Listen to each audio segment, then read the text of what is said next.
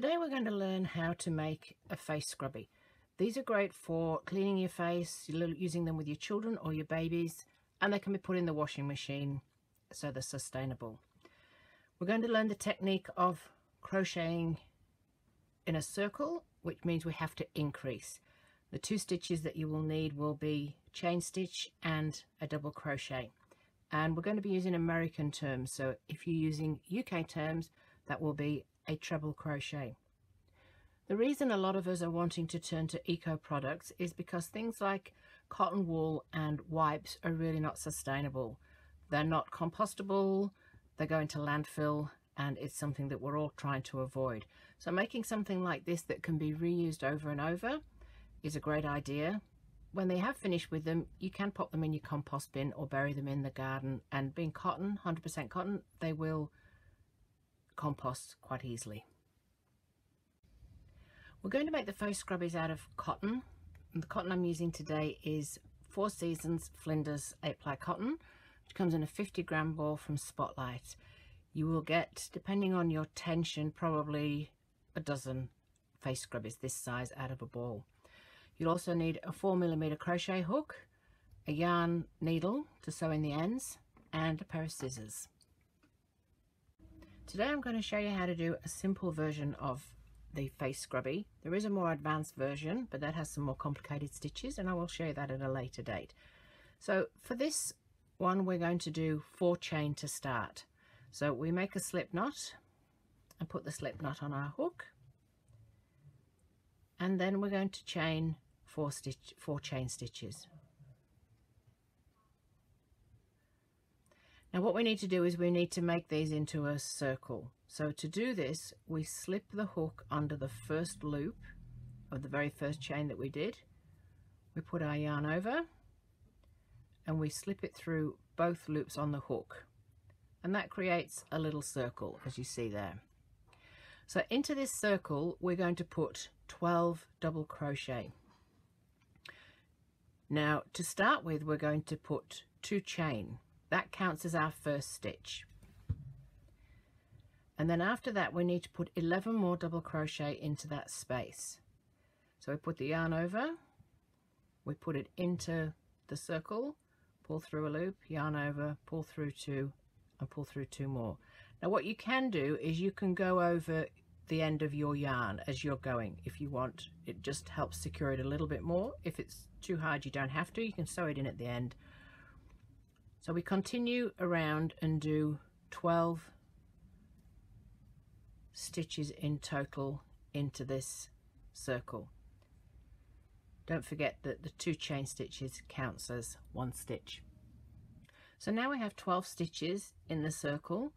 This is the 2 chain that counts as our first stitch. So that's 1, 2, 3, 4, 5, 6, 7, 8, 9, 10, 11, 12. So that's 12 stitches into the circle we created. And to close this, we slip stitch into the top of the 2 chain. So this is the first chain here, and this is the second chain. And I usually pick up 2 loops and just slip stitch, sorry, not single slip stitch, we just slip stitch into there, and that closes it off. So that's the end of round 1. For round 2, we need to increase the number of stitches that we have, and in the first round we double it. If we didn't keep increasing, the circle wouldn't lay flat. So again, we start off with 2 chain stitches, and we need to do another double crochet into this same stitch. So that counts as 1 stitch. So we put our hook back into that same space and we do a double crochet. So that's 2 stitches in the first stitch. Then in the next stitch we put 2 more. So you go into that next stitch and we put 2 more stitches, and into the next stitch here another 2. So repeat that all the way round and count your stitches. You should have 24 stitches when we come back to the end. So now we come to the end of round 2 and we have 24 stitches. So we'll just count those: 2, 4, 6, 8, 10, 12, 14, 16, 18, 20, 22, 24. Now when we come to the end of this round, you will see a little bit here. That is actually part of the chain one, so you don't need to do one into there. You need 24 stitches. And the same thing to close the round, we go into the second chain. So this is the first chain, this is the second chain. We pick up those 2 loops, we put our yarn over, and we slip stitch. So now we have 24 stitches on our hook. The third round we do increase again, but not as many. So we increase every second stitch this time. So again, we start with 2 chain stitches, and we will increase in this stitch. So we put 1 stitch into there. Now the next stitch, we're going to put 1 stitch.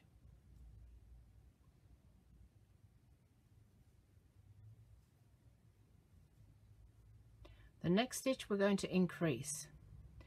So we put 2 double crochet.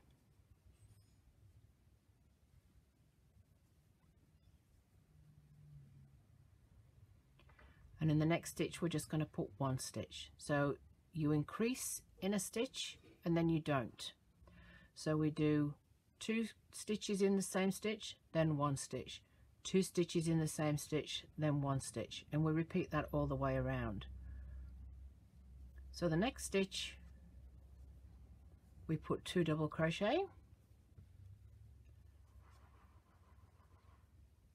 and the next stitch we just put 1 double crochet.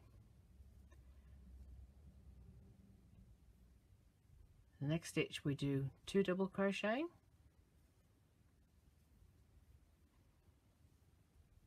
and the next stitch we put 1, and we repeat that all the way around. So at the end of this round we should have 36 stitches. So continue round doing 2 double crochet into 1 stitch, 1 double crochet into the next stitch till you get back round to here, and you should have 36 stitches. Okay, so that's the end of round 3. I have 36 stitches in the round, and the last stitch I did was 1 double crochet. If you look at your work, you can see, if you just pull it apart a little bit, you can see where you have 2 stitches in one stitch and 1 in the other, 1 in the next one. So if you go around and you're not quite sure where you're up to, just have a careful look at your stitches and you will see there's 2, there's 1, there's 2, there's 1. So it's quite easy to pick up where you're at if you get distracted and lose count. And then again we finish in the same way. We put a slip stitch into the top of that second chain stitch, and that finishes that round. Then we're going to repeat again, just slightly different with the increases. So as we're getting bigger we need to increase less. So this time what we do is we do 2 chain stitches and we do an increase into that same stitch. So we have 2 in there, and then now we're going to do the next 2 stitches we will just do 1 stitch in the top of each stitch. So we do 1 double crochet in that stitch and 1 double crochet in the next stitch, and now we do an increase again.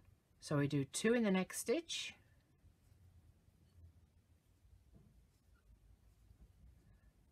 and 1 in the next, each of the next 2 stitches. So we have an increase, 2 stitches, and then 2 stitches on their own. Then we have an increase and then 2 stitches on their own. So continue in this way all the way around to the other, round to the beginning. I'll just do 1 more. So we increase, 2 in the same stitch, and then we do a double crochet in the next stitch and a double crochet in the next stitch. Continue doing that pattern all the way around until you get back to the start. We've come to the end of round 4, and you should now have 48 stitches in total going around in your circle. So what we're going to do here is, we're not, because it's the last round, We're not going to slip stitch into that stitch as we have previously. I'm going to show you how to do the magic join. Just gives a neater finish at the end.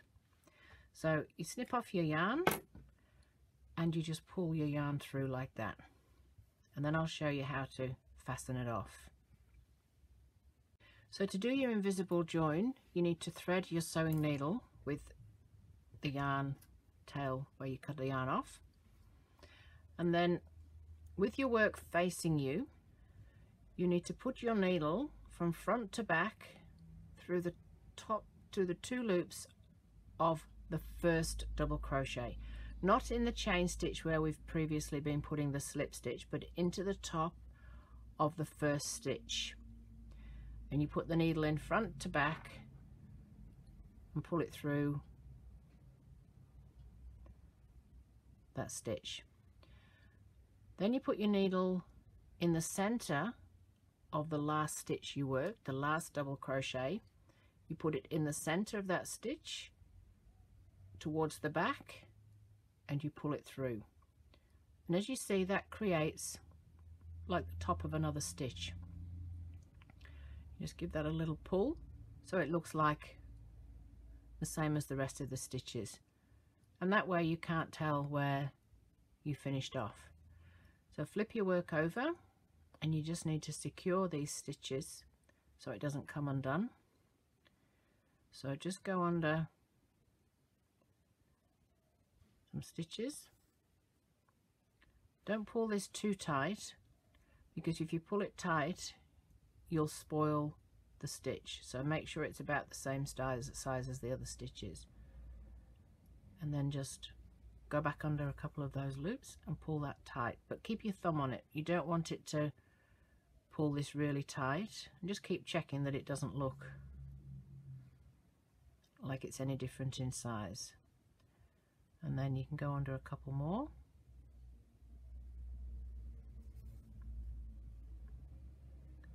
Just double back over,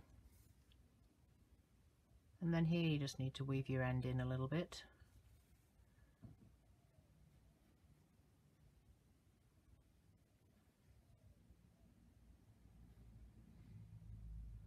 So you hide the end in.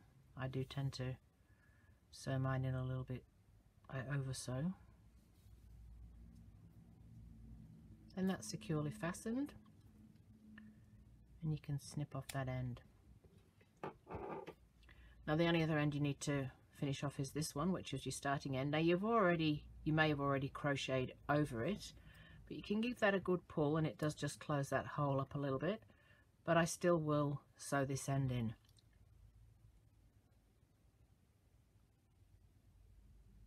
So thread your needle, and the way I do this is I just follow it back around under a few of those stitches,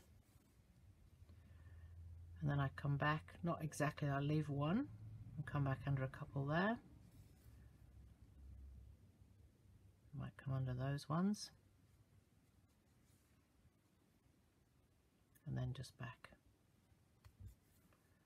like that, so you know it's nice and secure. And then you can snip that end off too.